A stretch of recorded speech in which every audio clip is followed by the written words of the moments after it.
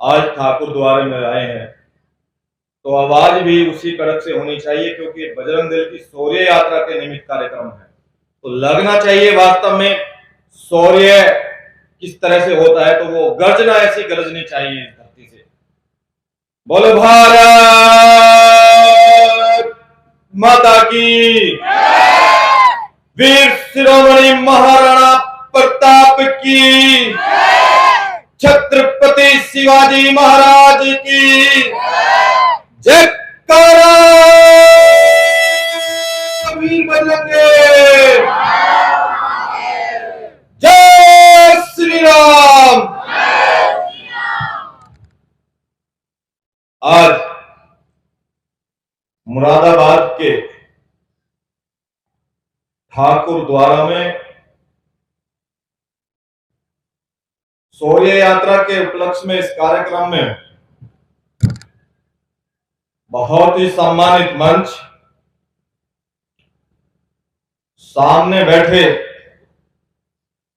बजरंग दल के तेजस्वीवान कार्यकर्ता बंधु, बराबर में मातृशक्ति व बहुत ही सामाजिक कार्यकर्ता बंधु व पत्रकार बंधु। 1925 से हम इस देश के अंदर राष्ट्रीय स्वयंसेवक संघ का कार्यकर्ता बनकर देश भर के अंदर काम कर रहे हैं। भारत माता के रक्षा के लिए, हिंदू समाज के चिंतन के लिए और हिंदू समाज के अंदर शिष्टाचार और नैतिकता का भाव किस तरह से जागृत हो, इस चीज को लेकर हम 1925 से भारत की भूमि पर काम कर रहे हैं बंधु। परंतु इस देश के अंदर रामकृष्ण की धरती पर, महाराणा प्रताप की धरती पर, शहीद भगत सिंह की धरती पर हिंदुओं का किस तरह से कत्लेआम किया जाता था, किस तरह से हमारी बहन बेटियों के दामन पर जिहादी प्रतिदिन हाथ डालने का प्रयास करते थे, और किस तरह से सूर्य की पहली किरण निकलने से पहले भारत की धरती पर लाखों करोड़ों गायों को काट दिया जाता था।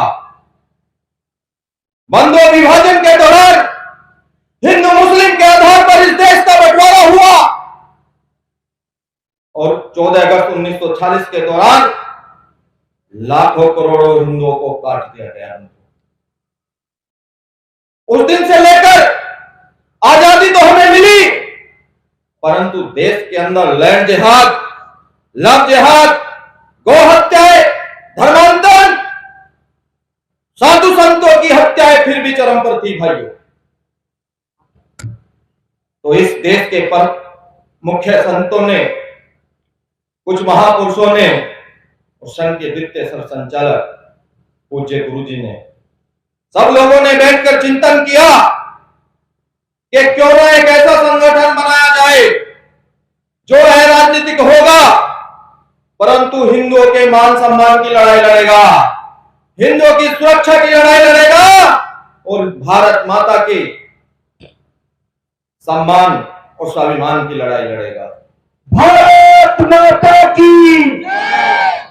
1964 में महाराष्ट्र के संदीपनी आश्रम में विश्व हिंदू परिषद की स्थापना हुई बंधुओं, और उस दिन से लेकर आज तक भारत के अंदर ही नहीं, दुनिया भर के अंदर 40 देशों में हम संपूर्ण हिंदू समाज का काम कर रहे हैं बंधुओं।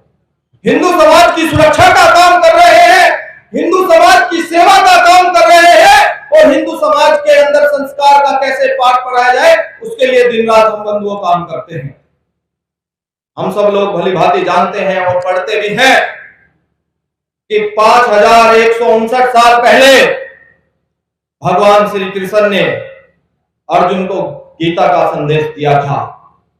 उसी के अनुसार हमारे पूज्य संतों ने अब से 30 वर्ष पूर्व हिंदू समाज को आदेश दिया था कि भारत माता के मस्तक पर जो बाबरी ढांचे का कलंक लगा हुआ है, इसको कैसे हटाया जाए। तो बंधुओं, 6 दिसंबर 1992 वो गीता जयंती का ही दिन था कि भारत माता के मस्तक पर बाबरी ढांचे का सबसे बड़ा कलंक हिंदू समाज ने अपने शौर्य और पराक्रम को दिखाकर एक ही झटके पर उसको गिरा दिया। भाइयों, ये हमारे लिए सबसे गौरव की बात है।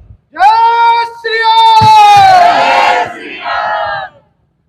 ढांचा तो गिर गया बंधुओं, परंतु हमारे महापुरुषों ने अयोध्या की पावन भूमि पर भगवान श्री राम का भव्य निर्माण मंदिर का किस तरह से हो, ये एक दिन की लड़ाई नहीं थी। हमारे महापुरुषों ने 500 सालों से भी अधिकतर इस देश के अंदर लड़ाई लड़ी और 76 से ज्यादा अधिक इस देश के अंदर हुए। लाखों करोड़ों हिंदुओं ने बलिदान दिया और हमारी माताओं और बहनों ने अपनी मांग और कोर को उजाड़ कर इस देश के अंदर अयोध्या की पावन भूमि पर भगवान श्री राम का मंदिर हम सबके सामने बन रहा है। ये सपना सबसे बड़ा सपना हम सब लोगों के सामने दिख रहा है। क्योंकि भाइयों, हम वही गौरवशाली इतिहास के लोग हैं, क्योंकि हमारे पुरखों ने तलवारों के आधार पर इस देश के अंदर इतिहास को लिखा है। अगर हमारे महापुरुष, हमारे पूर्वज तलवार नहीं बजाते तो आज हम ठाकुर द्वारे के अंदर ये शौर्य दिवस नहीं निकालते। ये हमारे पुरखों के, हमारे महापुरुषों की देन है भाइयों। जब हम अपने गौरवशाली इतिहास की ओर जाते हैं तो हमें गर्व की अनुभूति होती है। चाणक्य ने इसी धरती पर कहा था कि जो शास्त्र और राष्ट्र पढ़ना छोड़ देते हैं वह समाप्त हो जाते हैं। भाइयों, उनका भूगोल भी समाप्त हो जाता है। तो स्वतंत्रता क्या है, राष्ट्र प्रेम और बलिदान की परिकाष्ठा क्या है, महिलाओं का आदर सम्मान किस तरह से किया जाता है, ये अमेरिका और इंग्लैंड जाने की जरूरत नहीं है। कुछ ही दूर राजस्थान की उस पुण्य भूमि पर चले जाइए जहां पर महाराणा कुंभा, महाराणा सांगा, महाराणा प्रताप ने जन्म लिया हो, क्योंकि उन्होंने घास की रोटी खानी स्वीकार की, परंतु हिंदू समाज का स्वाभिमान नहीं झुकने दिया। ऐसे महापुरुषों की हम संतानें हैं भाइयों, क्योंकि हमारे महापुरुषों ने इस देश के अंदर कितने बलिदान दिए हम सब लोग इतिहास में पढ़ते हैं।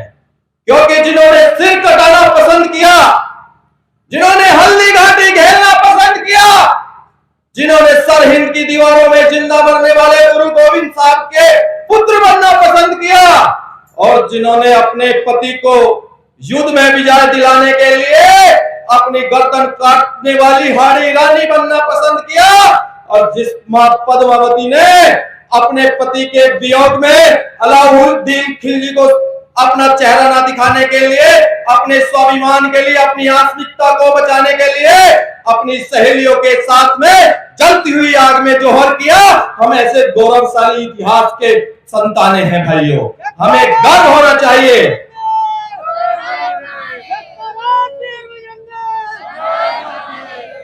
हम देखते हैं प्रतिदिन रोजाना जहां भी गोहत्याएं, धर्मांतरण जैसी घटनाएं होती हैं, बजरंग दल का तेजस्वीवान कार्यकर्ता अपने प्राणों की आहुति देने के लिए, हिंदू समाज की रक्षा के लिए, बहन बेटियों की लड़ाई लड़ते लड़ते किस तरह से आज अपने आप को बलिदान कर रहा है भाइयों। हम सब जानते हैं कि हिंदू समाज का काम करने वाले लोगों को किस तरह से जिहादी पंथों ने टारगेट बनाकर उनको दिन दहाड़े गोली मारी जा रही है।